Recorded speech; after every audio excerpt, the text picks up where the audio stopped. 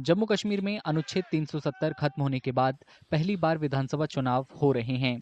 चुनाव लड़ रहे उम्मीदवार जीतने के लिए तरह तरह के दावे कर रहे हैं। उग्रवाद और सीमा पार आतंकवाद से पहले से परेशान जम्मू कश्मीर अब ड्रग्स के कहर से भी हलकान है। इसी वजह से सियासी दलों के उम्मीदवार ड्रग्स के काले कारोबार पर नकेल कसने की बात कह रहे हैं।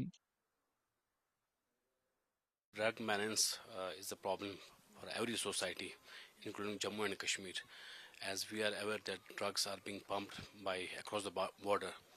So Bharatiya Janata Party is trying hard to stop the drug menace in the Jammu and Kashmir, and we are also trying to rope up the religious leaders in the Jammu and Kashmir, including the Masjid Committee, Mohalla Committee, because they carry a importance in the society.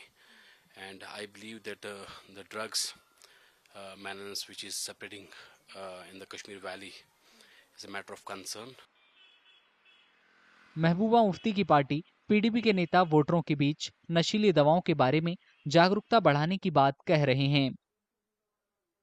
और हमारी कोशिश है कि एक rehab पे काम किया जाए, rehabilitation centres, counselling, families awareness, civil society, religious awareness, ताकि इस चीज़ को रोका जाए पहले।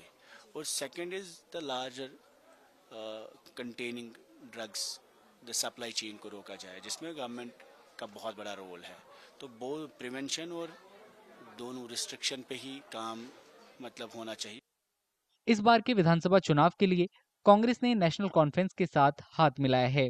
कांग्रेस नेताओं के मुताबिक नशीली दवाओं के जरिए सीमा पार से आतंकवाद को और बढ़ाने की कोशिश की जा रही है।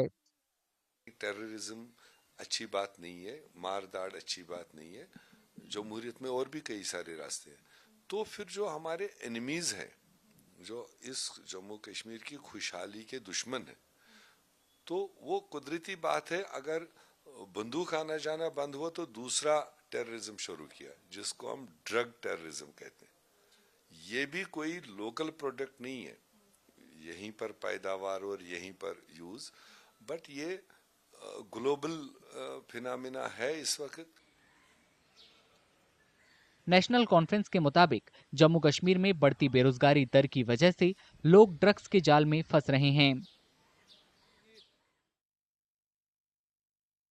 In Jammu and Kashmir, where unemployment rate in 2010 was 7%. Now the same unemployment rate is around 30%. So if the unemployment rate has increased by 300%, any person who understands how society works would tell you that in such a situation, in such a society, crime would increase. If unemployment is going up so exponentially, if it's increasing like anything, you will have people coming up and taking to crime, taking to drugs.